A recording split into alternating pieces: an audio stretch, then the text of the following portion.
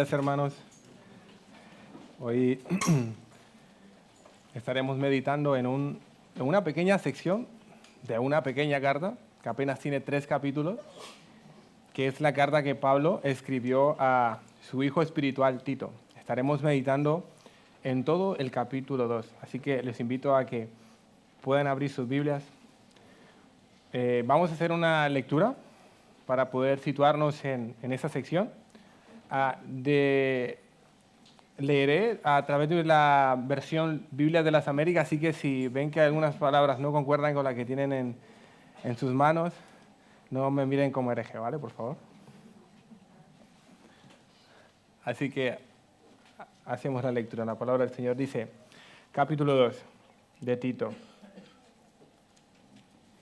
Pero en cuanto a ti, enseña lo que está de acuerdo con la sana doctrina. Los ancianos deben ser sobrios, dignos, prudentes, sanos en la fe, en el amor, en la perseverancia. Asimismo, las ancianas deben ser reverentes en su conducta, no calumniadoras, ni esclavas de mucho vino, que enseñen lo bueno, que enseñen a las jóvenes a que amen a sus maridos, a que amen a sus hijos, a ser prudentes, puras, hacendosas en el hogar, amables, sujetas a sus maridos, para que la palabra de Dios no sea blasfemada. Asimismo, exhorta a los jóvenes a que sean prudentes. Muéstrate en todo como ejemplo de buenas obras, con pureza de doctrina, con dignidad, con palabra sana e irreprochable, a fin de que el adversario se avergüence al no tener nada malo que decir de nosotros. Exhorta a los siervos a que se sujeten a sus amos en todo, que sean complacientes, no contestones, no defraudando, sino mostrando toda buena fe para que adornen la doctrina de Dios nuestro Salvador en todo respecto. Porque la gracia de Dios se ha manifestado, trayendo salvación a todos los hombres, enseñándonos que negando la impiedad y los deseos mundanos, vivamos en este mundo sobria, justa y piadosamente, aguardando la esperanza bienaventurada y la manifestación de la gloria de nuestro gran Dios y Salvador, Cristo Jesús, quien se dio a sí mismo por nosotros para redimirnos de toda iniquidad y purificar para sí un pueblo para posesión suya, celoso de buenas obras. Esto habla, exhorta y reprende con toda autoridad, que nadie te menosprecie. Señor, muchas gracias por tu palabra. Gracias, Señor, porque en tan solo 15 versículos tú muestras, Señor, que debe haber una clara evidencia de cómo es tu pueblo, y esto es a través de la vivencia de la sana doctrina. Cómo vivir en este tiempo, Señor. Tú lo dejas muy claro a través de la gracia de Cristo. Señor, te pido que tu palabra sea expuesta con claridad y que hables a cada grupo de esta iglesia. En el nombre de Jesús. Amén. Bien, hermanos, el domingo pasado aprendimos cómo el ladrón que estaba a uno de los lados de Jesús hizo muchas obras, pero malas, ¿sí? Y por esa razón estaba siendo crucificado. Y la única obra buena que hizo este hombre fue ver que aquel era el Cristo, ¿sí? Eso fue lo único que hizo. Ahora permítanme hacer un poquito de ciencia ficción. A mí me encantan las pelis de este tipo. Y imagínense que Cristo le hubiese dado la oportunidad a este malhechor de resucitar con él al tercer día. Y de repente aparece Cristo con el ladrón en Jerusalén. ¿Cómo creen que hubiese sido la vida de este ladrón post-resurrección? ¿Hubiese vuelto a las malas obras que hacía o hubiese mostrado con sus buenas obras que realmente la confesión que había hecho era verídica? Hubiese pasado de robar a no robar, ¿verdad? Es sentido esto, ¿no? Bueno, prácticamente es lo que Pablo está intentando hacer en esta sección del capítulo 2 a Tito. Y por medio de Tito a toda la iglesia en Creta. Pablo está realmente interesado en que la iglesia tenga salud espiritual en cada una de las áreas de la iglesia. Y en el capítulo 1, en el versículo 5, encontramos la declaración de por qué Pablo había enviado a Tito a Creta.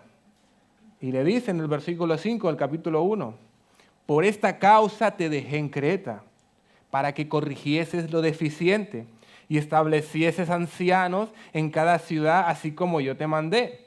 Pablo había estado durante un tiempo en la iglesia en Creta y había evidentemente se había esforzado, había trabajado para que el evangelio llegara, pero habían algunas cosas que estaban deficientes. Parte de esas deficiencias, como lo vemos en el capítulo 1, era que Pablo tenía que orientar a Tito a poder ver, a poder señalar y a ver cuáles eran las características que debían tener aquellos que llamaban ancianos, es decir, obispo, pastor. Pablo entonces empieza a señalarle cuáles son los rasgos y el carácter que debe tener ese anciano. Y una vez Pablo comienza a poner en orden el liderazgo de la iglesia como principio rector de la salud espiritual del cuerpo, debido al poder que tiene la enseñanza en la mente y en el corazón, hermano, pone en evidencia a los falsos maestros y sus malas obras. En el capítulo 1, en el versículo 16, dice lo siguiente sobre estos falsos maestros. Estos falsos maestros profesan conocer a Dios, pero con sus hechos lo niegan, siendo abominables y desobedientes, inútiles para toda buena obra. Es un lenguaje nada suave. Así que inmediatamente, en segundo lugar, en el capítulo que nos encontramos, Pablo con un tono pastoral y como un veterano en el ministerio, Pablo ya está en sus últimos años de vida, lo que está haciendo es alentando el corazón de un joven Tito que debe velar por su propio corazón, pero también en la instrucción que debía trasladar a cada uno de los grupos de la iglesia. La vida de la iglesia en Creta sería transformada, como dice el versículo 1, hermanos, por el pleno conocimiento de la verdad que es según la piedad. Y esta frase se va repitiendo a lo largo de estos 3 capítulos. Sana doctrina, piedad, evangelio, es lo mismo. Y aquí es donde nos encontramos, capítulo 2. En esta sección que vamos a ver hoy, hermano, en estos 15 versículos, Pablo lo que hace es dar a Tito una serie de instrucciones que da a Tito y por lo tanto que da a la iglesia del siglo I y a la iglesia del siglo XXI de cómo debe vivir la iglesia.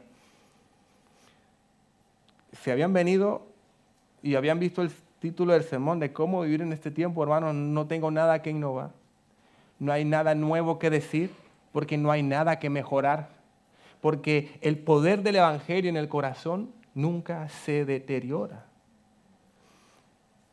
Y vivimos en una época, hermanos, donde si yo salgo ahora afuera y preguntara a cualquier peatón, a cualquier persona, disculpe, ¿cómo debo vivir en este tiempo? Muy probablemente su respuesta sería, como usted quiera, como usted piense mejor, como sienta vivirla.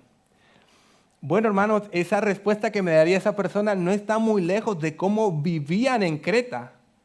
Había un rumor, había una forma de vida que ha quedado escrito aquí en la Biblia. Miren el versículo 12, por favor, miren sus Biblias, versículo 12, para que vean que no le estoy engañando, hermano.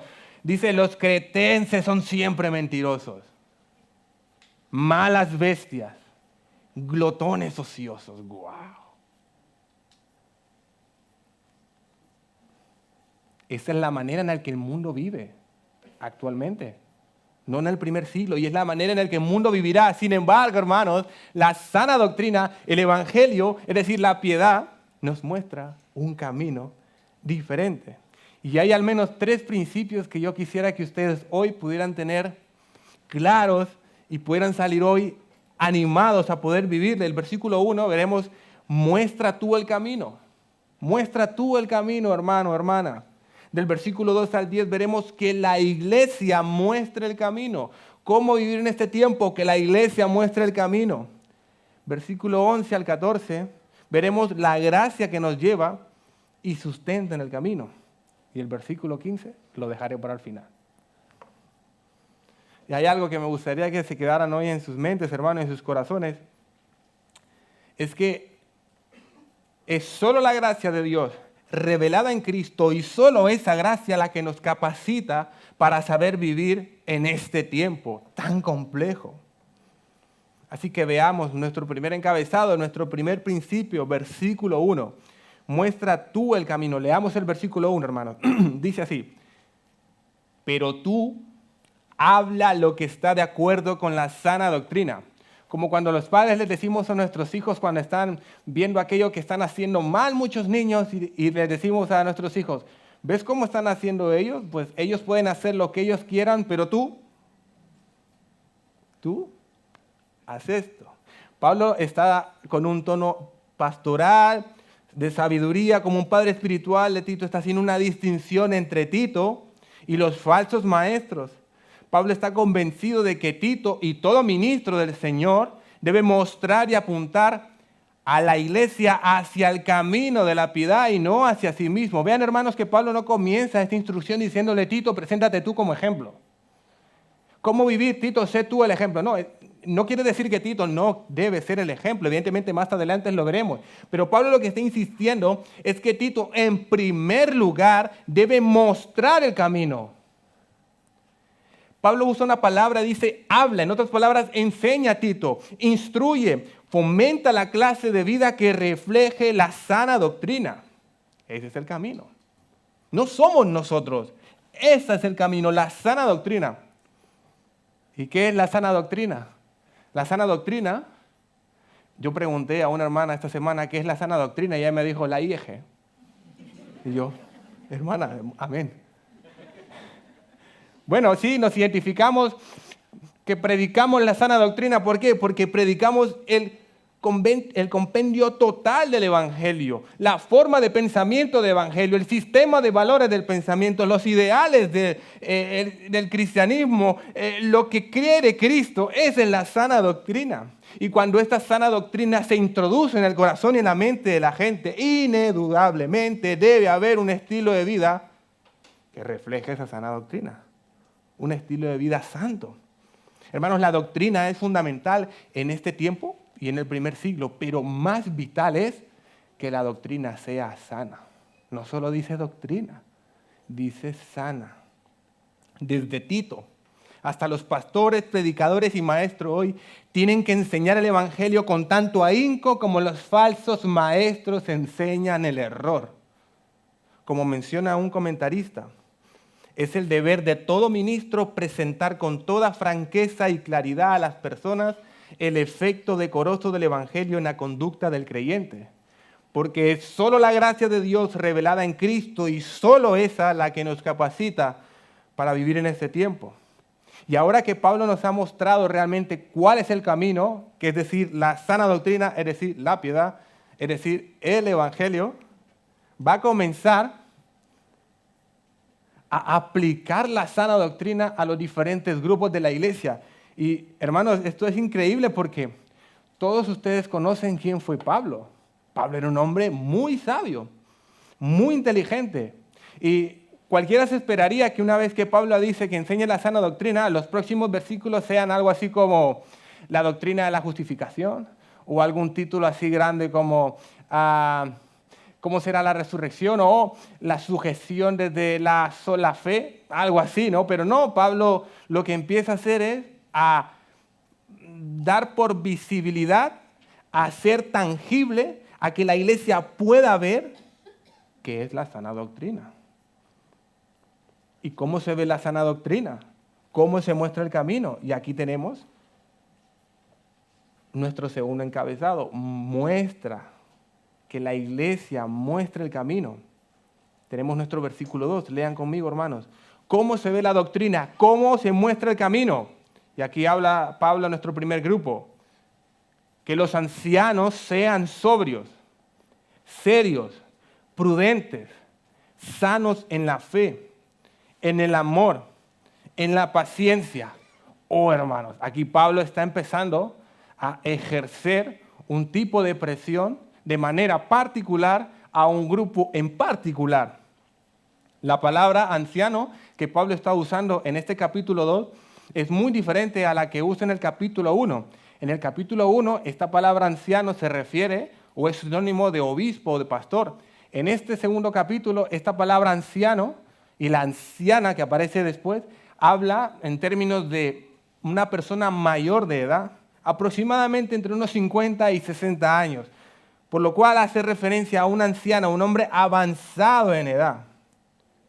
Estos hombres avanzados en edad, mis queridos hermanos ancianos de esta iglesia, juegan un papel muy importante en la vida de la iglesia. Sí, queridos hermanos, ustedes los ancianos juegan un papel muy importante en la vida de la iglesia. Pero este papel y esta influencia, quiero que escuchen muy bien, hermanos, solo tendrá alcance si tenéis un corazón dulce y un carácter maduro en el Señor.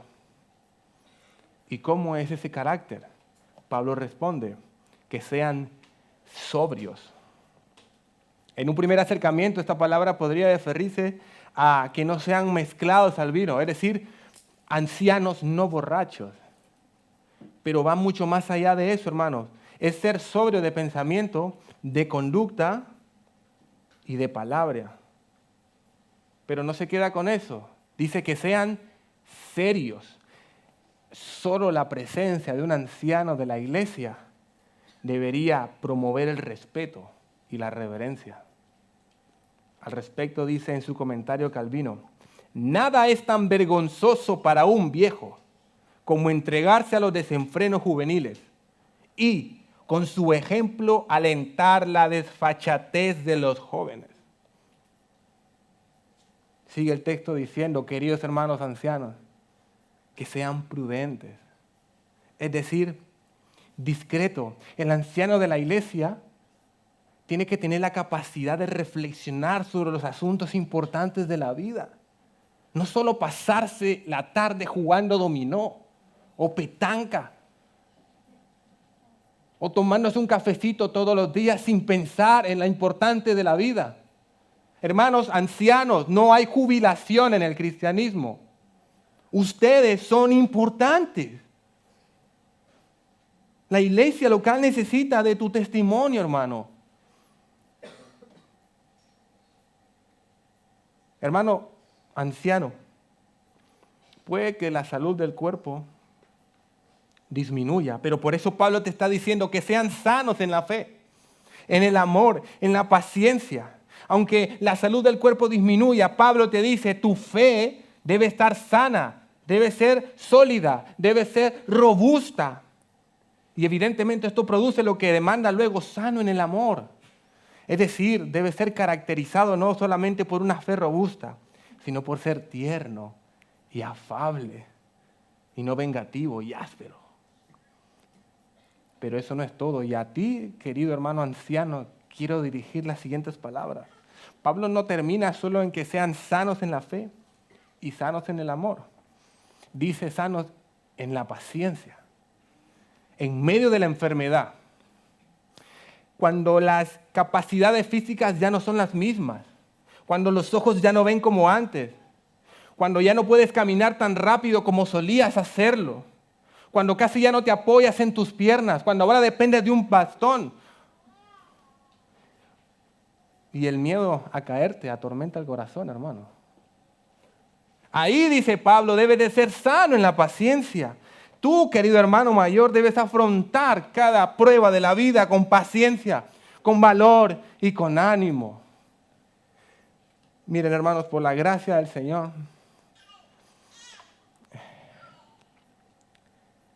el Señor ha sido muy bueno conmigo y no hay un momento en mi vida en el que yo no me recuerde que no haya estado en la iglesia.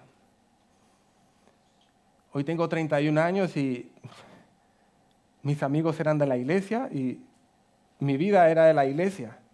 Y por alguna razón en particular, siempre me ha gustado estar con personas mayores.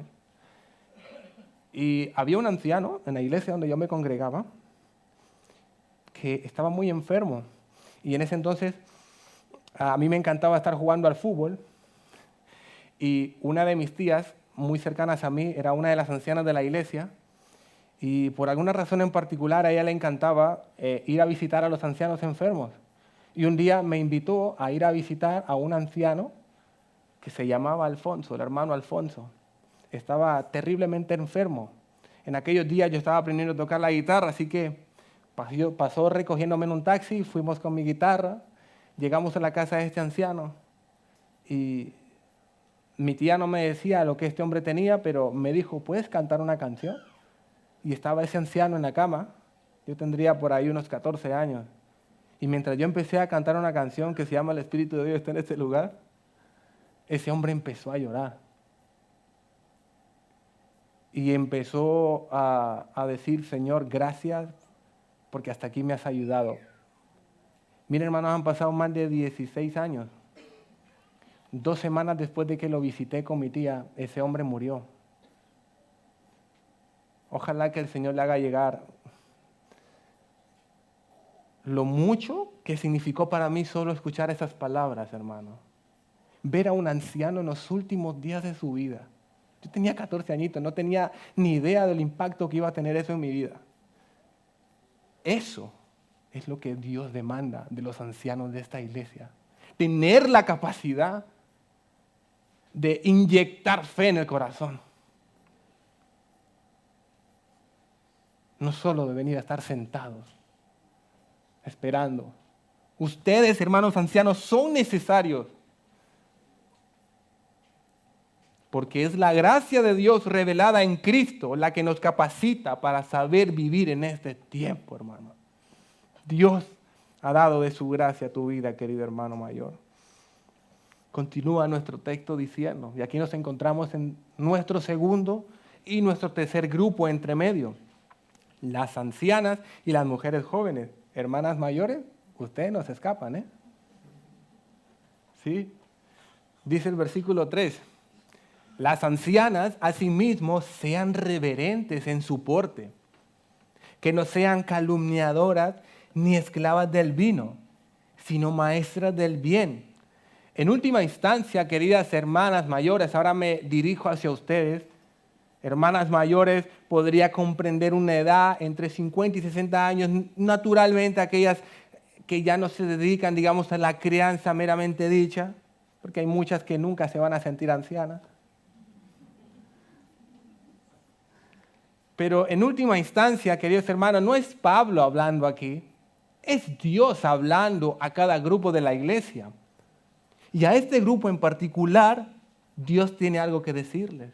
Y hermana, anciana, mayor, Dios te dice, sé reverente. Reverentes, es decir, como conviene a personas sagradas.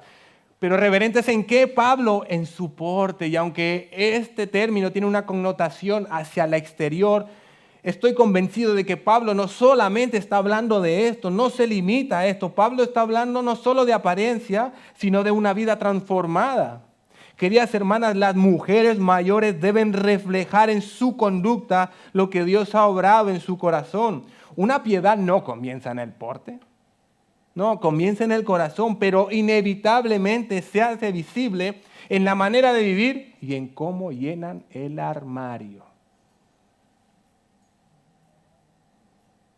Sigue el texto diciendo que no sean calumniadoras ni esclavas del vino. Esto no es muy difícil de entender, hermanos, no es muy difícil. En otras palabras, Pablo les está diciendo, queridas hermanas ancianas mayores, no hablen mal. No hagan falsas acusaciones y mucho menos se dejen dominar por el vino. Y aquí es clave entender el contexto de esto, hermanos. De por qué Pablo no le dice esto a los ancianos y sí a las ancianas. Miren, las ancianas particularmente las ancianas, las abuelas, tienen un papel especial en la familia. Son los oídos de muchas quejas. ¿Sí? Y son el reposo de muchos secretos. ¿Y qué pasa cuando la lengua no se controla, hermanos? Una anciana puede hacer tan bien, pero también puede hacer un caos, hermano. Esa es la responsabilidad que debe caer sobre sus hombros, queridas hermanas ancianas. No prendan fuego en muchas casas. Un comentarista dice, La vejez a veces es intolerante, severa, inclusive mordaz, especialmente olvidadiza de los días de la juventud. Pero los ancianos y las ancianas que son de Cristo deben usar su voz para cosas diferentes y mejores que estas. De ahí el consejo de Pablo en ocuparse en otras cosas. ¿En qué? ¿Qué dice el texto, hermanos? En ser maestras del bien. ¿Y cómo luce esto? Y aquí encontramos entre medio a nuestro tercer grupo, que no se queda atrás tampoco, las jóvenes, las mujeres jóvenes, que deben enseñar a las mujeres ancianas, dice versículo 4 y versículo 5, asegúrese porque puede ser que yo le esté diciendo muchas cosas diferentes, asegúrese de leer la palabra, hermano. Mire lo que dice el versículo 4, que enseñen a las mujeres jóvenes a amar a sus maridos y a sus hijos. Versículo 5, a ser prudentes, castas, cuidadosas de su casa, buenas, sujetas a sus maridos, para que la palabra de Dios no sea blasfemada. Como ven, queridas hermanas mayores, tienen una gran labor y Pablo no le está diciendo a Tito que haga esto, se los está diciendo a ustedes. Y esto, hermanas, era revolucionario en su momento. Puede ser que hoy en día el impacto de enseñar a otras jóvenes no sea tan fuerte como lo recibieron en Creta, pero déjenme ponerles el contexto real de cómo fue vivido estas palabras. Miren, en aquella sociedad, tanto en Creta como entre los mismos judíos, no se perdía el tiempo enseñando a las mujeres, no se les instruía. Pero comparen tales tiempos, es decir, aquel contexto con las enseñanzas de la misma Biblia y el mensaje de Cristo y del Antiguo Testamento. Miren, tanto el hombre como la mujer debían realmente aprender la ley por su propia edificación y en el caso de los padres porque debían enseñarlas a sus hijos. Lo vemos en Proverbios capítulo 1, verso 8, que dice, oye, hijo mío, la instrucción de tu padre y no abandones la enseñanza de tu madre.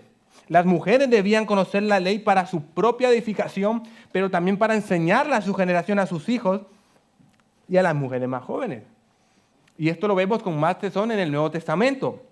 Hermanos, fue a una mujer de Samaria que Cristo enseñó una de las verdades más grandes de la adoración. Y ustedes recuerdan cómo fue la actitud de los discípulos cuando lo encontraron hablando con esta mujer. De sorpresa, ¿qué hace el maestro hablando con esta mujer? Porque estaba muy mal visto que un maestro hablara en público con una mujer. Pero Cristo no se amoldó a esa sociedad, hermano. Fue María la que estaba a los pies del maestro escuchando la instrucción, aprendiendo de Jesús como una discípula más. Fue a un grupo de mujeres a las que el Señor escogió de primerizas para que fueran ellas las primeras en anunciar su resurrección al resto de los discípulos. Fue una abuela, hermano, y una madre las que educaron el gran corazón del gran Timoteo. Y Dios espera, hermana mayor, que tú continúes con esa hermosa obra ahí en el anonimato de tu casa, en el seno de tu hogar. Resulta ser, hermanos, que en aquella iglesia donde yo me congregaba, teníamos muchos ancianos. Y yo me sentaba al inicio de cerca del púlpito y había una anciana que era reconocida entre la iglesia porque cuando cantaba se escuchaba mucho, ¿sí? Entonces yo sabía que estaba esa hermana, la hermana Marta Sánchez, estaba allí. Yo no sé qué tenía esa señora conmigo, hermanos, pero siempre que terminaba el culto, ella iba con su paso lento, yo la miraba que venía hacia mí, yo decía, ella viene. Yo tenía 10 añitos, una cosa así, 10 añitos tendría, estaba muy pequeñito. Y ella llegaba y me miraba, y es que es imposible de olvidarse, y me cogía su palma y me daba 3 palmaditas en la cara, y me decía, Danielito, pero lento, me lo decía para que yo para que me acordara, Danielito, apártate del mundo y de sus apetitos. Hasta rimaba eso, hermano. Han pasado casi 16 años. Hasta el día de hoy me acuerdo, hermanos. un simple gesto al final de cada culto ha marcado tanto mi corazón, hermana. Ahora aquella anciana ya ni se debe acordar de mí, porque ha perdido la memoria, está en una residencia. Pero qué agradecido estoy con esos gestos, hermano. Eso es lo que deben hacer las ancianas en esta iglesia. Es lo que deben hacer los ancianos. Ven el poder de Dios, no de las capacidades. El poder de Dios, hermano. Eso es lo que debemos trasladar a la siguiente generación. Por razones de tiempo no me detendré en profundizar en cada instrucción que está descrita aquí, hermanos. Pero es evidente, hermanos, que para que las mujeres ancianas enseñen dentro del orden establecido por el Señor, ellas, como hemos visto en los ejemplos anteriores, ellas deben aprender. Hermanas, ustedes deben de ser buenas en la teología. Deben estudiar los atributos de Dios. No solo leer libros de crianza. Es importante, está bien, pero estudien, profundicen. ¿Y a quiénes enseñan y qué enseñan estas mujeres ancianas? Bueno, en primer lugar, Pablo nos dice, enseñan a las mujeres jóvenes. Hermanas, no basta con un porte reverente, deben preparar y equipar a la siguiente generación de mujeres piadosas en el Evangelio. Deben enseñar a amar a sus maridos y a sus hijos. Pablo desea que las ancianas enseñen a las mujeres más jóvenes a frenarse por el afecto conyugal y por el amor hacia sus hijos, que sean expertas, dice Pablo, en volver atractiva y hermosa la vida del hogar. Además de eso, le dice que enseñen a ser prudentes, es decir, sensatas de mente y conducta. Y continúa, que sean castas. Este término casta no solo tiene una connotación sexual, de pureza sexual. Pablo va un poquito más allá, es a una connotación de dominio propio. Es decir, las mujeres jóvenes tienen que tener dominio propio de tal manera que no den cabida a un mal comentario. Cuidadosas de su casa, buenas, sujetas a sus maridos, para que la palabra de Dios no sea blasfemada. Y aquí son colocadas como las reinas del hogar. Y coloca a la mujer cristiana entre las mejores amas de casa. Y el ejemplo para las demás. Deja entrever también que probablemente en la iglesia en Creta habían algunas mujeres jóvenes que estaban casadas con incrédulos. Y debido a la libertad que el Evangelio confería al ser, y Pablo temía que estas mujeres jóvenes malinterpretaran esta libertad y no quisieran ellas someterse voluntariamente a incrédulos. Pero Pablo le dice, no, por favor, escuchen, es que no es solo por ustedes, es para que la palabra, la sana doctrina, el Evangelio, es decir, Dios mismo, no sea blasfemado. Porque es la gracia de Dios revelada en Cristo, hermanos, lo que nos capacita para saber vivir en este tiempo. Por lo tanto, hermanos, vemos aquí varios principios, varios elementos que deberíamos empezar a ejercitarnos en nuestra iglesia local, aquí en la IEG. En primer lugar, hermanos, la iglesia es una escuela. En segundo lugar, el discipulado es generacional. Intenten intercambiar sus conversaciones entre los diferentes grupos de la iglesia. No se saluden solo entre los que siempre se saludan. Conversen con más, que los jóvenes conversen con los ancianos, que los ancianos no se nos queden sentaditos esperando que vengan a recogerlos, conversen con ellos, hablen con ellos, escúchenlo y así viceversa. Y eso cambia, hermanos, cambia el ambiente de la iglesia, transforma la madurez del pensamiento y es visible y nos vuelve instintivos en tener relaciones piadosas los unos con los otros. Pablo continúa diciendo y nos presenta a nuestro siguiente grupo, los hombres jóvenes. Muy probablemente los hombres jóvenes incluían a aquellos mayores de 12 años. Ahora me dirijo al grupo, aquí a los jóvenes. Aquí quería llegar, a los jóvenes. Dice Pablo, versículo 6, exhorta asimismo a los jóvenes, a que sean prudentes.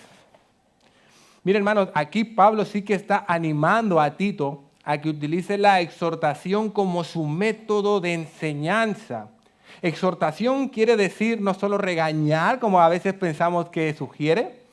Exhortación es decir, induce, mueve, reprende, estimula, anima, alienta, incita a los jóvenes a ser prudentes. Y a simple vista parece ser que Pablo no demanda tantas cosas a los jóvenes, ¿no? Como hemos visto en los grupos anteriores. Pero jóvenes, quiero enseñarles algo. Quiero que vean sus Biblias, ese mismo texto. Quiero que vean el versículo 2. Dice, demanda a los ancianos a ser prudentes. Miren lo que dice el versículo 4. Las ancianas debían enseñar la prudencia, por lo tanto, debían de ser ellas prudentes. Las mujeres jóvenes deben de ser prudentes. En una palabra, queridos hermanos jóvenes, y en especial los jóvenes de la IEG, hermanos jóvenes, escuchen, el Espíritu Santo, a través de una sola palabra, está demandando de sus vidas, especialmente de sus vidas, a que deben cultivar una vida de equilibrio, de dominio propio. Sus facultades, apetitos, deseos, pasiones deben estar entrenadas por un juicio sano, por una conciencia iluminada por las Escrituras y no por los colegas ni la PlayStation. Por las Escrituras.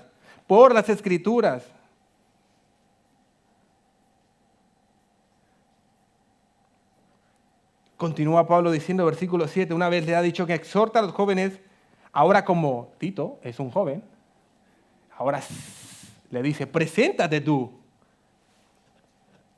Preséntate en tú como ejemplo de buenas obras, no solo para los jóvenes exclusivamente, sino para el resto como ministro de buenas obras en la enseñanza, mostrando integridad y seriedad. Hermanos, Tito no solamente tenía que enseñar el mensaje como lo dice el versículo 1, ahora Tito debe encarnar lo que está enseñando. De ahí que sea más fácil, hermanos, predicar a través de una cámara en el salón de la casa y colgarlo en YouTube, a tener que vivir una vida de iglesia donde te observan. El maestro debe ser un modelo que el alumno anhele copiar. Tito y todo ministro deben de ser ejemplos de buena obra. En toda actividad, el ejemplo, Tito y el ministro debe ser el modelo. Dice ejemplo de enseñanza. Tito tenía que representar bien la confianza apostólica en estilo y en contenido. De ahí el contraste siguiente, mostrando integridad, dice el texto, seriedad. Aquí ya no hablamos de forma de enseñanza o de su contenido, sino del carácter. En otras palabras, para los maestros aquí, para los que están escuchando, predicadores, ancianos, no se debe usar la enseñanza para sacar provecho alguno en beneficio propio. No deben haber grietas entre lo que se dice y lo que se hace. Esto tiene mucho sentido con la siguiente declaración de Pablo, versículo 8. Miren lo que dice, palabra sana e irreprochable, de modo que el adversario no se avergüence, de modo que el adversario se avergüence y no tenga nada malo que decir de vosotros. Al respecto dice Calvino, todo aquello que se nos pueda descubrir como impropio en nuestra conducta cristiana será vuelto maliciosamente contra Cristo y su doctrina. El resultado es que por culpa nuestra el santo nombre de Cristo se expone al insulto. Como escuché hace algunos días atrás, nos convertimos en lo que permitimos, hermano. La iglesia debe velar por lo que está permitiendo, hermanos. Sí, hermanos, Pablo se está protegiendo la santidad de la iglesia. Y por esa razón, si ustedes han leído bien, no se limita a decir, para que no tengan nada malo que decir de ti, Tito. No le dice eso. Dice, para que no tengan malo que decir. En algunas versiones sale vosotros y en otras sale nosotros. Indudablemente, Pablo se está incluyendo y Pablo lo que está diciendo es, para que no tengan nada que decir de los ancianos, de las ancianas, de los hombres, de las mujeres jóvenes y de nuestro siguiente grupo. Versículo 9 y 10. Los esclavos o los siervos. Versículo 9 y 10 dice, exhorta a los esclavos a que se sujeten a sus amos, que agraden en todo, que no sean respondones, que no roben, sino que se muestren fieles en todo para que en todo adornen la doctrina de Dios nuestro Salvador. Esclavo podría traducirse como siervo. Y la idea que tenemos nosotros de esclavitud realmente no es la idea que aparece en el texto, es una idea más de servidumbre, digamos lo que conocemos hoy como empleo, pero con todos sus defectos, hermanos, con todas sus deficiencias. ¿Sí? Así que podríamos usar el término empleo, pero con todas las lamentables condiciones en las que aquel momento había. Los siervos, hermanos, eran la clase social baja, pero el cristianismo había irrumpido en este molde y les confería a aquellos de clase baja, les confería libertad y dignidad que no poseían.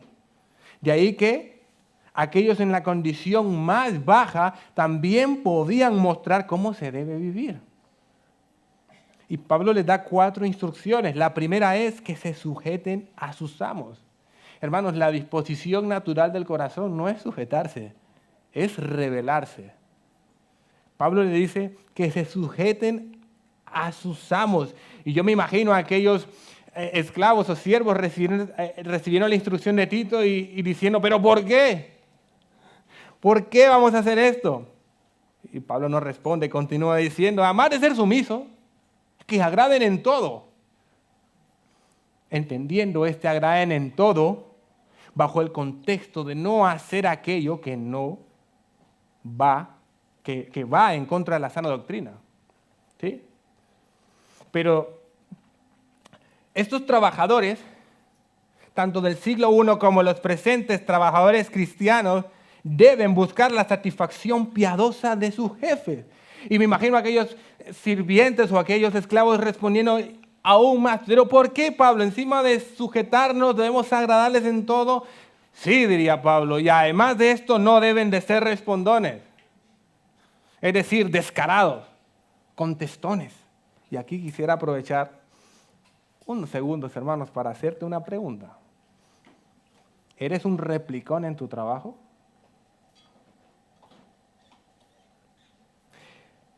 ¿Te pasas a veces de atrevido cuando no te escuchan tus jefes? ¿Contestas grotescamente al compañero que lamentablemente no hace bien su faena? Dice un pastor, escuchen esto, hermanos, ¿alguna vez has pensado en Dios cuidando a tu jefe? ¿Alguna vez has considerado el deseo de Dios de que las buenas noticias sean atractivas para Él?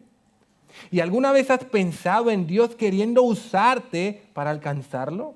La forma en que trabajamos puede ser uno de los testimonios más poderosos que Dios usa para llegar a otros. Es publicidad celestial. Pablo continúa, versículo 10. Pero aparte de todo eso, encima que no roben. Que sean fieles en todo. Esta palabra robar no solo se refiere a sustraer algo de valor, sino a todo lo que comprende la palabra, es decir, al mal deseo, al truco, a la estafa, a la deshonestidad. Pero ¿por qué, Pablo? Se irán diciendo aquellos esclavos, ¿no? Y ahora sí Pablo responde. Pablo le dice, porque ustedes, que son considerados la clase social más baja, a los que la sociedad ve de lejos, Dios os ha concedido el poder de adornar, de ataviar, de decorar su doctrina y su mensaje. Sus testimonios, queridos hermanos, trabajadores creyentes, son adornos para el Señor. Esa es la manera de ser fieles en todo. ¡Qué honor, queridos hermanos! Porque es la gracia de Dios revelada en Cristo la que nos capacita para saber vivir en este tiempo. Y así es como la iglesia muestra el camino. No solo es la sana doctrina un eslogan de un vídeo, es la forma en la que la vivimos, hermanos. Es decir, latiendo el evangelio en nuestros corazones. Pero hermanos, todo esto está muy bueno, ¿verdad? Es verdad, es sana doctrina. Pero hermanos, salgamos un momento en la calle Y vamos a ver a un montón de gente esforzándose por ser buena, por ser buenas personas. Incluso hay algunas que van mucho más allá y se creen buenas personas, hermano. Una cosa es querer hacer cosas de buena persona y hay otros que se creen buenas personas en su propio criterio. Bueno, la Escritura dice algo diferente y fue nuestro texto paralelo, el que leímos, capítulo 3, verso 3. Lo pueden volver a leer, mírenlo por favor. Porque nosotros, es decir, Tito, los ancianos, las ancianas, los hombres y mujeres jóvenes, y cada uno de los creyentes a lo largo del tiempo, también éramos en otros tiempos insensatos, rebeldes, extraviados, esclavos de concupiscencia y deleites diversos, viviendo en malicia y envidia, aborrecibles y aborreciéndonos unos a otros. Hermano, esta lista no significa que todos los creyentes han cometido cada uno de estos pecados, pero indudablemente es el estado del corazón que no tiene a Cristo, a pesar de que se esfuercen por ser moralmente correctos. Pero ¿cómo es posible esto, hermanos? ¿Cómo es posible que esta clase de personas lleguen a ser piadosas, prudentes, amables, sanos en la fe, en el amor y la paciencia, a someterse incluso a quienes continúan esclavos de sus deseos? Pablo y Tito, y toda la iglesia desde Creta hasta hoy lo ha experimentado. Hermanos, miren, el Evangelio es un camino, no como un camino. El Evangelio es un camino que algunos enseñan, otros observan, pero solo aquellos que han sido transformados por la gracia de Dios son realmente aquellos que pueden caminarlo. Y aquí nuestro tercer y último encabezado, hermanos. Versículos 11 y 14. La gracia que nos lleva y sustenta en el camino. ¿Cómo es posible que los cretenses, mentirosos, malas bestias, glotones ociosos, puedan ser ahora contados como justos y hacer obras buenas según lo que Dios llama bueno? Pablo responde, versículo 11, porque la gracia de Dios se ha manifestado para salvación a toda la humanidad.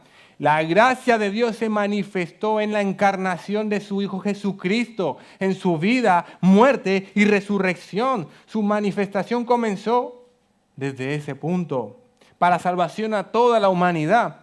Esta frase, hermanos, hay que cogerla con mucho cuidado porque no tiene un énfasis en salvación universal. Es decir, que todos se salvan. Quiero que vean y quiero hacerles ver, hermanos, cómo es esto incorrecto debido al contexto que encontramos en el capítulo 1. Quiero que vean el capítulo 1, ¿sí? El primer versículo ya nos dice: Pablo, siervo de Dios y apóstol de Jesucristo, conforme a la fe de los escogidos de Dios. Esta frase no habla de una salvación universal, habla de una exposición universal de la verdad. ¿Entre quiénes? Entre los ancianos, ancianas, hombres, mujeres, jóvenes, pequeños, grandes y pequeños. Es una exposición universal de la verdad. La gracia de Dios fue manifestada a todas las generaciones. Ahora bien, aquellos que son transformados por el poder de la gracia especial de Dios, estos y solo estos reciben una enseñanza y la capacidad para llevarla a cabo.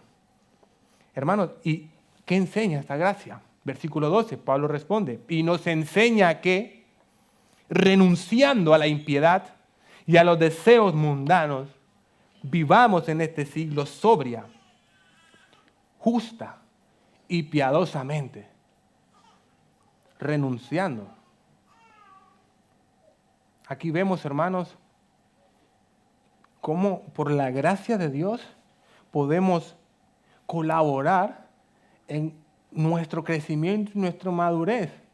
Pablo nos dice, y por la gracia de Dios ya está todo hecho. Gracias a Dios, pero hay una parte que por la gracia de Dios podemos colaborar en esa santificación de nuestras vidas. Aquellos que son transformados por el glorioso evangelio de Cristo, dentro de sus corazones nace un nuevo ser con S para que puedan hacer con H aquello que Dios llama buenas obras. No hacer antes y luego ser, no, ese no es el camino. Es ser primero, ser una nueva criatura. Dios me da la gracia que necesito para que por su gracia yo pueda renunciar, es decir, abandonar, retirarme, dimitir ¿de qué? De la impiedad, dice Pablo. Es decir, de la incredulidad, de la irreverencia a Dios, hacia su persona, hacia sus atributos. Hay muchos afuera, hermanos, y ustedes pueden conocer entre su familia, muchos con un elevado estándar de moral, pero no tienen lugar para Dios en sus corazones. Muchos. Esto tiene mucho sentido, hermanos, porque la irreverencia, la falta de temor de Dios, la falta del conocimiento de Dios, da rienda a los deseos mundanos, como dice ahí, a los apetitos de la carne. Pablo nos dice, si verdaderamente la manifestación de la gracia de Dios ha llegado a tu corazón, tú debes renunciar cada día a la impiedad y a los deseos de este mundo. ¿Y con qué finalidad, Pablo? Las Escrituras responden. ¿Para qué? Renunciando a ello, vivamos sobria, justa y piadosamente. Sobria, es decir, es una característica que ahora Pablo otorga a todo creyente. Aquí no hay un grupo, ¿verdad? Sobria, una característica de todo creyente. Justa, entre nuestras relaciones como semejantes. Una relación de verdad, de rectitud. Y piadosa, lo contrario a la impiedad, a una vida que antes rechazaba la palabra de Dios y ahora una vida de piedad, es decir, una vida consagrada, purificada a la devoción total por la gloria de Dios. En este siglo, dice Pablo, no antes, en este siglo, en este mundo es donde nuestra fe es puesta a prueba. Como dice un predicador, el mundo instintivamente reconoce la contradicción en la fe cristiana cuando faltan estas características. ¿Vale? Y mientras hacemos todo eso, ¿qué debemos hacer, hermanos? O sea, nos ocupamos en estas buenas obras que Dios nos manda por el corazón transformado que tenemos, pero, hermanos, ¿no sería suficiente eso? Solo con esa instrucción ya nos podríamos ir tranquilamente. Pero Pablo sabe, mejor dicho, Dios sabe que el corazón del hombre no le basta con tener instrucciones. Nosotros necesitamos algo que el mundo no ofrece, hermano. Esperanza. ¿De qué vale ser todo eso si al final... ¿Qué sentido tiene ser el mejor del mundo y acabar en el infierno, hermano? Pablo dice, durante estamos en ese camino viviendo de esta manera santa, versículo 13 nos contesta, mientras aguardamos la esperanza bienaventurada y la manifestación gloriosa de nuestro gran Dios y Salvador Jesucristo. Hermanos, si Dios encarnado en Cristo fue supremamente glorioso, su retorno es el motor, la esperanza que la iglesia tiene para vivir una vida piadosa. Esa es la manifestación gloriosa de Dios. Pablo otorga a Cristo la misma gloria de Dios. Es ese Dios, Dios en Cristo, versículo 14, ¿qué hizo Dios, hermano? Versículo 14. ¿Nos demandó solo hacer buenas obras? No, hermano. Versículo 14, mire lo que dice. Él, Cristo, se dio a sí mismo por nosotros, para redimirnos de toda maldad y purificar para sí un pueblo propio, celoso de buenas obras. Hermanos míos, este es el camino para saber vivir en este tiempo. Recordar que fue Él quien se dio por nosotros. Hermanos, Dios nos entregó por lo mejor de la sociedad. Cristo se entregó por los imprudentes y respondones, por los que robaban, por los impacientes, por los envidiosos, por los amargados, por los chismosos, por los rencillosos, por los que dan calumnia cada día. A estos redimió de toda maldad. Ese es mi Cristo, no puede ser indiferente a esto. Pero hay más. A estos que estaban así repletos de porquería, sucios por el pecado, purificó, santificó para sí. Y entonces, y solo entonces, que sean un pueblo caracterizado, celoso de buenas obras, hermano. Si no conoces al Señor y estás intentando ser bueno, para entonces venir al Señor, nunca llegarás. Este es el camino, escúchame. Este es el camino. Cree en las palabras de Cristo. Arrepiéntete en tu corazón.